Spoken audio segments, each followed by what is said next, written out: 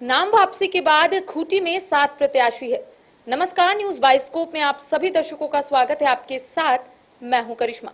लोकसभा चुनाव को लेकर लगातार हम सीटों को लेकर चर्चा कर रहे हैं। इसके साथ ही प्रत्याशी क्या कर रहे हैं, प्रत्याशी किन किन मुद्दों को लेकर जनता के बीच में जा रहे हैं, ये भी हम बताने और समझाने की कोशिश कर रहे हैं। आज हम खूंटी लोकसभा सीट की बात करेंगे, जिसमें बीजेपी की ओर से अर्जुन मुंडा चुनावी मैदान में है, तो वहीं दूसरी ओर कांग्रेस की ओर से कालीचरण मुंडा चुनावी मैदान में। तो आज हम बातचीत करेंगे कि आखिर किस तरीके से दोनों ही प्रत्याशी कैंपेन कर रहे हैं और ये भी जानने और समझने की कोशिश करेंगे कि आखिर किनका पलड़ा ज्यादा भारी है। आज हमारे साथ हमारे सहयोगी रंजन जी मौजूद है। बातचीत करेंगे कि लगातार हम खूंटी में जो भी हलचल हो रहा है, अपनी जनता के बीच उसको पहुंचाने की कोशिश करें, दर्शकों के बीच पहुंचाने की कोशिश करें। अब सवाल ये उठ रहा है, क्योंकि स्क्रूटनी का भी जो दिन है वो पार हो गया है, अब 7 प्रत्याशी वहां पर बचे हैं, तो क्या कुछ वहां पर फिलहाल हलचल जो है वो देखने को मिल रही है? देखिए, अब चुनाव प्रक्रिया खूंटी में जोर पकड़ रही है और जो प्रचार जो है वो भी जो है आपको काफी तेज हो गया है। और जो दोनों मुख्य प्रतिद्वंद्वी हैं, अर्जुन मुंडा जो कि बीजेपी से चुनाव लड़ रहे हैं और कालीचरण मुंडा जो कि कांग्रेस से चुनाव लड़ रहे हैं, सभी जो है अपने अपने प्रचार में लग गए हैं।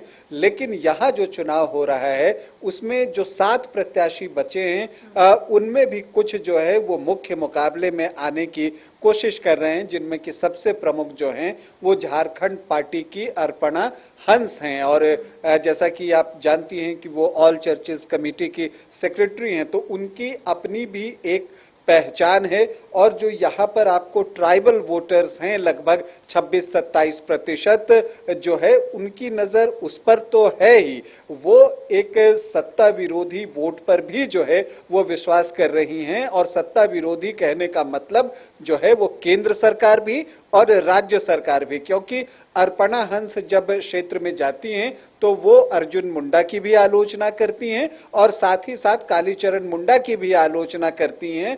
और वो कहती हैं कि जब राज्य में जो है गठबंधन में है कांग्रेस, फिर कालीचरण मुंडा जो है वो खूंटी के लिए कोई काम क्यों नहीं करवा सके, ये सवाल भी उठाती हैं। और साथ में अर्जुन मुंडा के लिए भी सवाल उठाती है कि मंत्री होते वो खूंटी के लिए बहुत कुछ नहीं कर सके। इसके साथ ही जो झारखंड पार्टी है उसका एक फोकस और भी है, और वो अल्पसंख्यकों की बात करते हैं और कहते हैं कि कांग्रेस ने अल्पसंख्यकों के साथ अन्याय किया है। और जब वो ये बात कहती हैं तो क्रिश्चियंस वोटर जो कि 27% हैं और मुस्लिम जो 7.2 मतलब 7.2% हैं, उनका ध्यान उन वोटर्स पर भी है।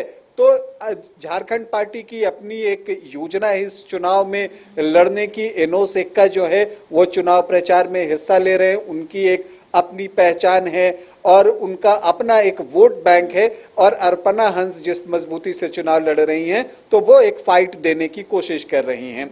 तो जो अन्य उम्मीदवारों की मैं बात कर रहा हूं, जो कि अर्जुन मुंडा और कालीचरण मुंडा की राह में रोड़े अटकाने के प्रयास में हैं, तो झापा की बात हो गई। इसके अलावा आपको बता दूं कि जो पत्थलगड़ी आंदोलन से एक नेत्री बनी थी बबीता बेलोस कच्छप, वो भी जो हैं वो चुनाव लड़ रही हैं और वो भारत आदिवासी पार्टी से चुनाव लड़ रही हैं।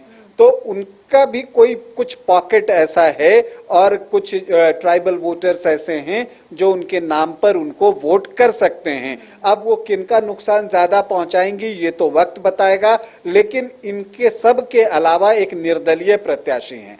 और आपको बता दूं कि वो कोलेबिरा के पूर्व विधायक हैं।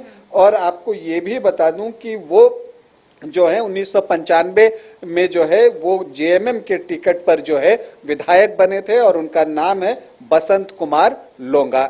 और बसंत कुमार लोंगा भी ये चुनाव लड़ रहे हैं। और आपको बता दूं कि लोकसभा चुनाव लड़ने की उनकी इच्छा पूर्व में भी रही है, और चूंकि इस बार ये सीट गठबंधन में चला गया तो उसके बाद जो है उन्होंने निर्दलीय चुनाव लड़ने की सोची। इससे पहले 2014 में जब टिकट नहीं मिला था तो उन्होंने जेवीएम के टिकट पर जो है वो चुनाव लड़ा था और तब जो है उन्होंने लगभग 24,500 वोट लाए थे, 3% के आसपास उनका मत था। और ये जेएमएम के पूर्व विधायक हैं और अभी भी जो है वो जेएमएम में ही थे। और एक तरह से जब हम बागियों की बात कर रहे हैं तो ये एक और बागी जो हैं वो जेएमएम जेएमएम से जो हैं इनका नाम आप ले सकते हैं। इनका भी कोलेबिरा और सिमडेगा एरिया में कुछ प्रभाव है। अब ये कितना नुकसान पहुंचाते हैं और किसको नुकसान पहुंचाते हैं ये भी वक्त बताएगा। लेकिन जो मुख्य मुकाबला जो हम अर्जुन मुंडा और कालीचरण मुंडा की बात करते हैं, उनके बीच में आप जो अन्य 5 प्रत्याशी हैं उनमें उनको भी नजरअंदाज नहीं कर सकते और उनमें से 3 की चर्चा हमने की।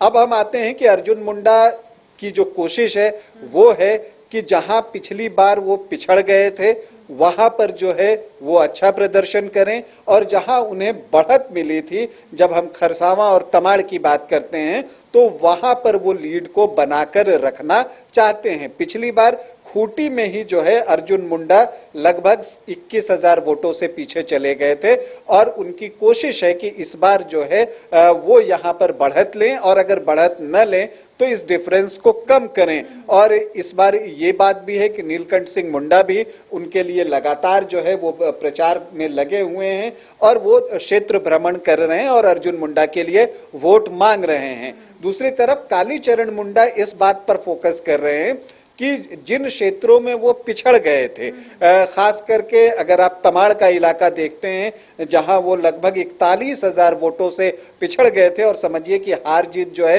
वो 1400-1500 वोटों से हुई थी, तो ये कितना बड़ा मार्जिन हो जाता है।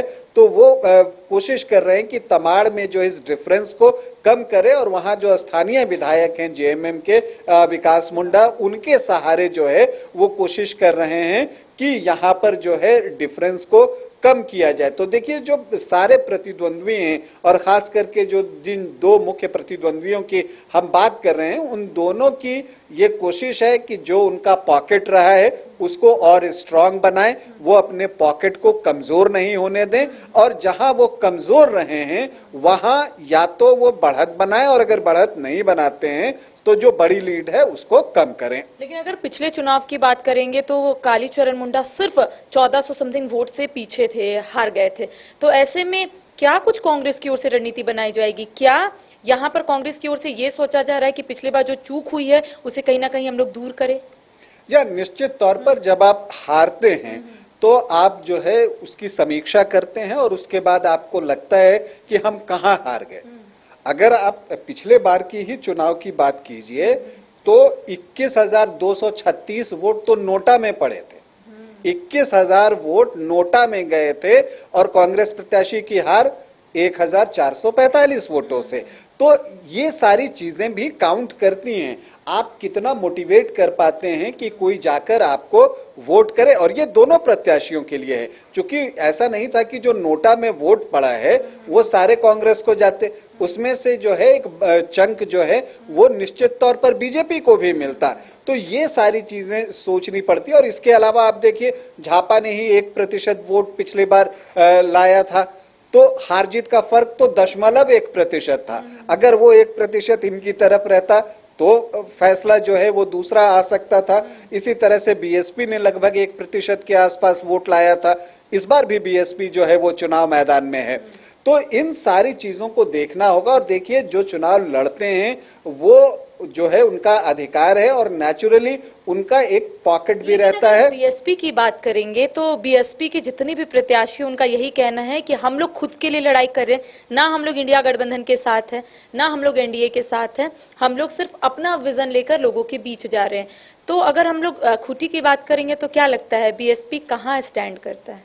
देखिए आप बहुत की उम्मीद तो नहीं कर सकते, लेकिन जो वहां पर आप एससी के 6-6.5% वोट हैं उन पर उनकी नजर होगी। हालांकि पिछली बार इनमें से उन्हें सिर्फ 1% के आसपास ही वोट मिला था। लेकिन जहां तक आप कहती हैं कि जो न इंडिया गठबंधन की तरफ हो न एनडीए गठबंधन की तरफ हो, तो झापा भी तो वही कह रही है। वो दोनों की आलोचना कर रहे हैं, चाहे बीजेपी हो चाहे कांग्रेस हो। इसके अलावा अगर आप बात करें तो जो मैंने कहा कि बबीता बोलस कच्छप हैं, वो भी जो है दोनों को क्रिटिसाइज कर रही हैं। तो ज्यादातर जो है इन दो पक्ष के अलावा जो चुनाव लड़ रहे हैं वो नेचुरली दोनों को कोसेंगे, दोनों की आलोचना करेंगे, दोनों की कमियां निकालेंगे, तभी तो वो चुनाव लड़ रहे हैं। अगर वो किसी के भी पक्ष में होते तो उसके समर्थन में होते। तो इसलिए बाकी इनका भी अपना एक आप कह सकती हैं कि इस चुनाव को लड़ने के लिए उन्होंने भी अपनी एक योजना बनाई है और वो वैसे वोटर से जो दोनों से निराश हैं उनको अपनी तरफ लाने की कोशिश कर रहे हैं।